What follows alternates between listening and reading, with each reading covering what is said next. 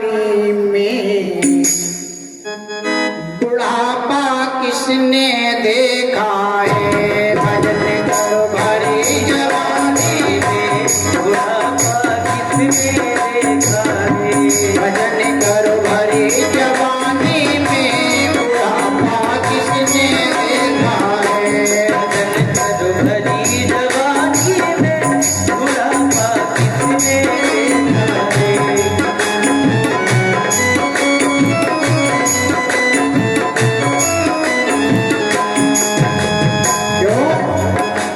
कहते हैं कि जब बुढ़ापा हमें आता है तो सबसे पहले अल्टीमेटम मिलता है। वो अल्टीमेटम कैसा है? हमें आंखों की रोशनी कम होने लगती है। ये पहला अल्टीमेटम है कि बुढ़ापा का पहला कदम प्रारंभ हो गया, आंखों की रोशनी। और जब आंखों की रोशनी कम होगी तो क्या होगा? हम लिख पढ़ नहीं पाएंगे, किसी को देख नहीं पाएंगे।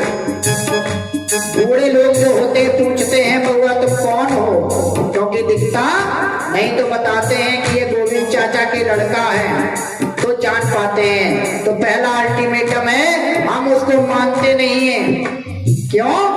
तुरंत डॉक्टर के पास जाते हैं, आंखों को टेस्ट करवाते हैं और भगवान से कहते चिंता न करो, हम 2 किलोमीटर देखते थे, अब चश्मा बनवा लिया है, 4 किलोमीटर दिख रहा है। भगवान की सत्ता को मात देने लगते हैं। लेकिन कहाँ है? बुढ़ापे में अंधे हो जाओगे, तुम नहीं पाओगे। बुढ़ापे में अंधे हो जाओगे, कभी तुम देख नहीं पाओगे। बुढ़ापे में अंधे हो जाओगे, दर्श तुम कर नहीं पाओगे। बुढ़ापे में अंधे हो जाओगे, दर्द तुम कर नहीं पाओगे। दर्द कर भरी जवानी में बुढ़ापा किसने देखा है। दर्द कर भरी जवानी में बुढ़ापा किसने देखा है। भजन करो भरी जवानी में बुढ़ापा किसने देखा है।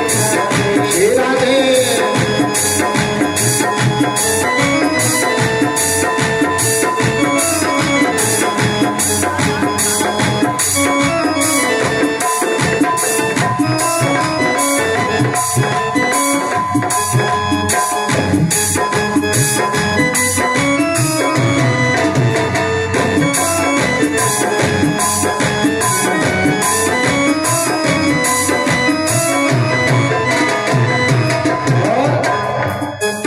बुढ़ापे में क्या होता है? फिर कान से सुनना बंद हो जाता है।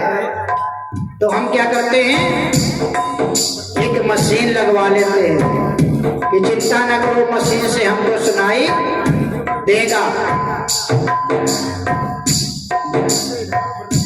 बुढ़ापे में बहरे हो जाओगे, भजन तुम सुन नहीं पाओगे।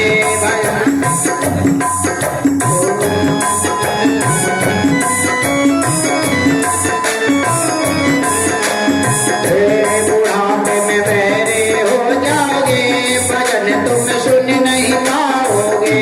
बुढ़ापे में बहरे हो जाओगे, भजन तुम सुन नहीं पाओगे। भजन सुन भरी जवानी में बुढ़ापा किसने देखा है।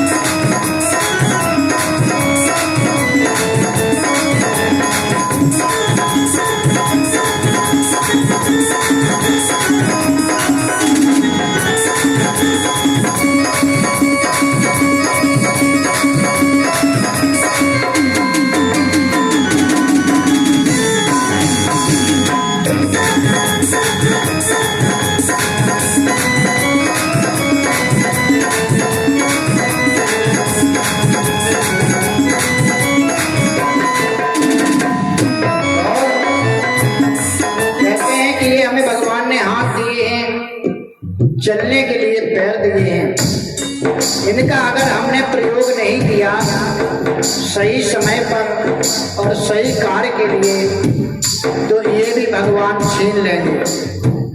कहते हैं जो हमें परमात्मा ने दिया है वो बड़े सोच और समझ के दिया है। कहते हैं ये हाथ दिए हैं, अगर हमने इनका प्रयोग दान के लिए नहीं किया तो ये बेकार है। बुढ़ापे में लूले हो जाओगे, दान तुम कर नहीं पाओगे। बुढ़ापे में लूले हो जाओगे, दान तुम कर नहीं पाओगे। बुढ़ापे में लूले हो जाओगे, दान तुम कर नहीं पाओगे। बुढ़ापे में लूले हो जाओगे, दान तुम कर नहीं पाओगे। दान कर बड़ी जवानी में बुढ़ापा किसने देखा है। दान करो बड़ी जवानी में बुढ़ापा किसने देखा है। दान करो बड़ी जवानी में बुढ़ापा किसने देखा है। दान करो बड़ी जवानी में बुढ़ापा किसने देखा है।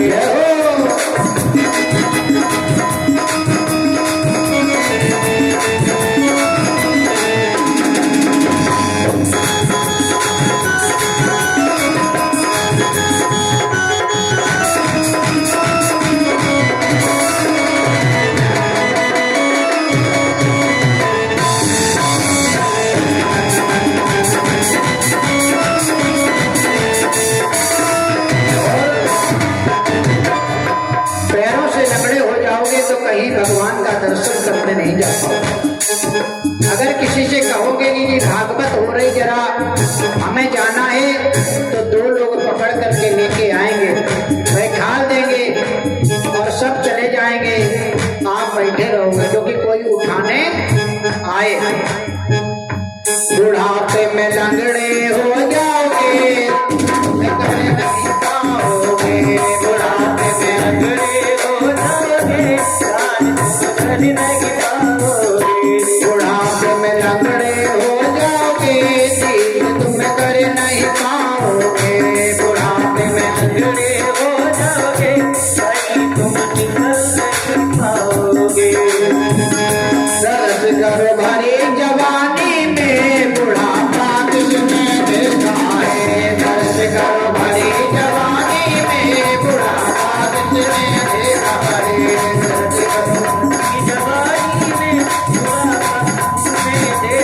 है।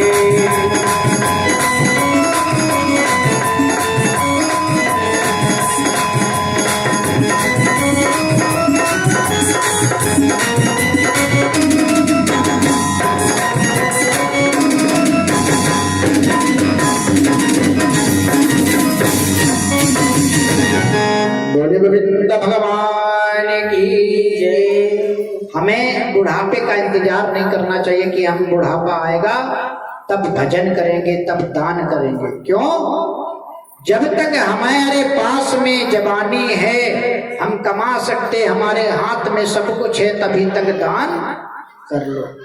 अन्यथा भागवत कथा में भी कहीं जाओगे तो लड़के से कहोगे भागवत में जाना है, 10 रुपए बेटा दे देना। अब बेटा कहेगा अरे हमारे पास में नहीं है, और मसाला खा के बाहर 10 रुपए का थूक देगा। लेकिन तुम्हें 10 रुपए नहीं देगा कि जा करके तुम भागवत भगवान पर भी चढ़ा दो। इसलिए जब तक अपने तन में शक्ति है तभी तक दान पुण्य भजन सब कुछ बना है। अब आप पैरों से चल नहीं पाते, आपसे कह दो कि चलो वैष्णो देवी वाला है, आप जाओ, अमरनाथ हो वहां चल के जाएंगे। पैर काम नहीं करते, अमरनाथ की चढ़ाई क्या चढ़ोगे, लुढ़क करके फिर नीचे आ जाओ। तो इसलिए हमारे शक्ति है जब तक इस शरीर में, तभी तक हमको दान पुण्य तीर्थ यात्रा सब कुछ कर लेनी चाहिए। और जब हमें बुढ़ापा आ जाए तो केवल एक ही चीज रहना चाहिए कि एक जगह कहीं पर बैठ करके नित्य प्रतिदिन भगवान का भजन करें। और व्यक्ति को लिखा हुआ है वेद शास्त्रों में कि जब हमारे पुत्र और पुत्रियों का विवाह हो जाए उसके बाद में हमको घर में नहीं रहना चाहिए। फिर कुत्ते वाली स्थिति हो जाती है। इसलिए हमको को जाकर के जंगल में भजन करना चाहिए। वेद शास्त्रों में देख लो, राजा महाराजाओं ने अपने राज्य अपने पुत्रों को देकर के जंगल में वास किया और बाकी का समय भजन में दिया और वैकुंठ को पाया। आज ये धन्य भागवत महापुराण है, प्रथम दिवस था और प्रेत प्रेरणा विनाशिनी है। ऐसे ऐसे लोगों की मुक्ति हो गई जिनकी कभी मुक्ति हो ही नहीं सकती थी इस भागवत महाकथा से। बड़े सुंदर सुंदर प्रश्न हैं जो अभी परीक्षित जी करेंगे और बहुत सुंदर सुंदर भगवान की लीलाएं हैं। आज प्रथम दिवस है और काफी समय बीत गया है, कथाएं भी करने को नहीं मिली। आज ये दूसरा साल चल रहा है। जब से कोरोना हुआ है सारे कथा भागवत प्रवचन हर चीज पर रोक लग गई। बड़े समय के बाद में अब ये समय आया है कि आज फिर से कथा बोलने का मौका मिल रहा है। अन्यथा सारी कथाएं बंद थी, कोई कथा नहीं होगी, कोई लोग इकट्ठे नहीं होंगे। बड़ा धन्य है प्रभु की कृपा, जे कोरोना चला गया और बिल्कुल चला जाए, वापस कभी ना आए, क्योंकि ऐसे ऐसे घरों का विनाश कर दिया जहां पर केवल छोटे छोटे बच्चे बचे हैं। उस घर में कोई नहीं बचा, न माता न पिता न चाचा न चाची, सारे परिवार को खत्म कर दिया। छोटे छोटे बच्चे बच्चे जो अनाथ हो गए। एक बार त्रासदी आई थी केदारनाथ में, उस समय कुछ घर बर्बाद हो गए थे और दोबारा ये त्रासदी आई जब लोग बर्बाद हो गए। प्रभु से प्रार्थना की ऐसी त्रासदी कभी ना आए, अगर आए तो ये पृथ्वी ही उलट जाए, एक ही बार में सब कुछ खत्म हो जाए। लेकिन ऐसा समय किसी को देखने को ना मिले। उन बालकों से पूछो जिनके माता पिता नहीं, घर में कोई कुछ नहीं, धन गाड़ी बंगले सब ही पड़े रह गए। हमारे एक जजमान थे बहुत पैसे वाले, एक क्षण नहीं लगा और वो चले गए। एक क्षण, फैक्ट्री बंगला सब पड़ा हुआ है, बच्चे नहीं थे, बेटियां थी उनका विवाह कर दिया, एक बेटी बची हुई है। आज फैक्ट्री चलाने वाला कोई नहीं, कड़ कड़ बिक रहा है कबाड़ के भाव। तो एक सेकंड नहीं लगेगा इस शरीर को समाप्त होने में। इसलिए जितना हो जाए उतना प्रभु का भजन करो और गोविंद के भजन से ही सब कुछ मिलना है। बोले सच्चिदानंद भगवान की जय। आइए दो बार भगवान का संकीर्तन, उसके बाद में आरती और कल कथा का समय क्या है? 2 बजे 2 से 6 नहीं, 2 से तो उधर तो बढ़ जाएगा, लेकिन 2 बजे ठीक है ना? नहीं 8 तक हो जाए, कोई दिक्कत नहीं। आज पहला दिन है, ठीक है। वो लोग उतने भी आए थे काफ़ी, तब भी करिए, ठीक है। कल 2 बजे रखेंगे, 2 बजे ना? हाँ, कल से ठीक 2 बजे कथा प्रारंभ होगी, तो सभी भक्त समय पे आए और बड़ा आनंद आएगा। आज प्रथम दिवस से और प्रभु की कथा यहाँ पर हुई और हमारे धुंधकारी की मुक्ति हुई। आइए 2 बार प्रभु का भजन, उसके बाद में भगवान का सुंदर आरती।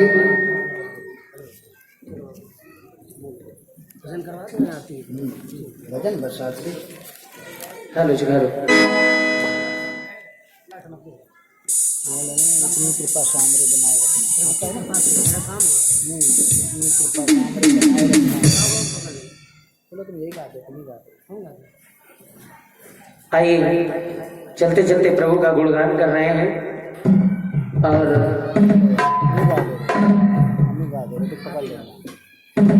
बोले गोविंद भगवान की जय। आइए प्रभु से प्रार्थना करते हैं कि हमारे ऊपर आप कृपा बनाए रखना। हम लोगों ने, व्यास लोगों ने सोच लिया था कि शायद दोबारा कथा कहने को कभी हम न मिलेंगे, क्योंकि योगी जी मोदी जी रोज रोक लगा देते थे, आज ये नहीं होगा कल वो नहीं होगा। हम लोग सोच रहे थे कि शायद कभी गाने बजाने को नहीं मिलेगा। ये बड़े बड़े कलाकार बेचारे हमारे, कोई नौकरी कर रहा था, कोई कुछ कर रहा था, सब मारे मारे घूमे। कोई तो बजाना भूल गया, कोई गाना भूल गया, और कोई कोई खाना भूल गया। अब भगवान दोबारा ना लाए ऐसी स्थिति। आइए प्रभु से प्रार्थना करते हैं और कहना है, सभी लोग कहिएगा भगवान से कि ये कभी ना आए। अरे इतनी कृपा सामोरे बनाए रखना, इतनी कृपा सामोरे बनाए रखना, मरते दम तक सेवा में लगाए रखना, मरते दम तक सेवा में लगाए रखना, इतनी कृपा सामोरे बनाए रखना, इतनी कृपा सामोरे बनाए रखना, मरते दम तक सेवा में लगाए रखना, मरते दम तक सेवा में लगाए रखना। प्रेम से ताली बजा के प्रभु से प्रार्थना करते हैं हमारे भाग्य बिहारी सरकार से। जय हो।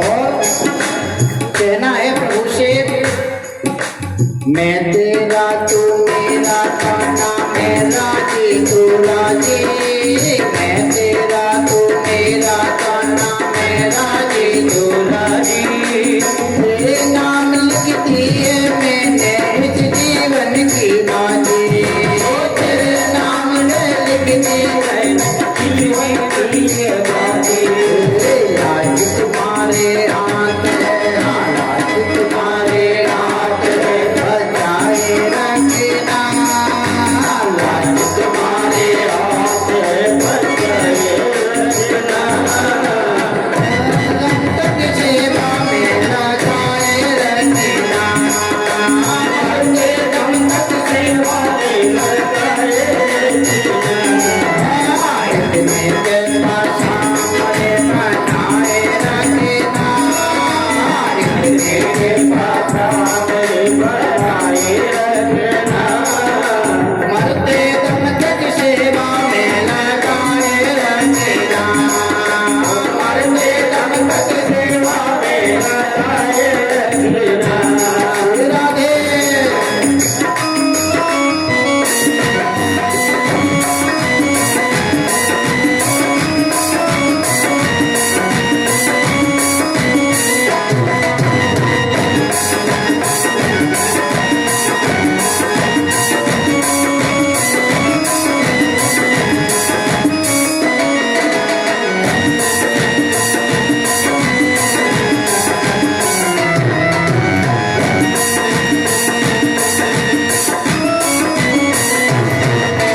और कहना है कन्हैया से, हाथ जोड़ में करूँ प्रार्थना, भूल कभी ना जाना, हाथ जोड़ में करूँ प्रार्थना, भूल कभी ना जाना, हाथ जोड़ में करूँ प्रार्थना, भूल कभी ना जाना, हाथ जोड़ में करूँ प्रार्थना, भूल कभी ना जाना, तेरे दर पर बना रहे बस मेरा आना जाना, तेरे दर पर बना रहे बस मेरा आना जाना, ओ दिन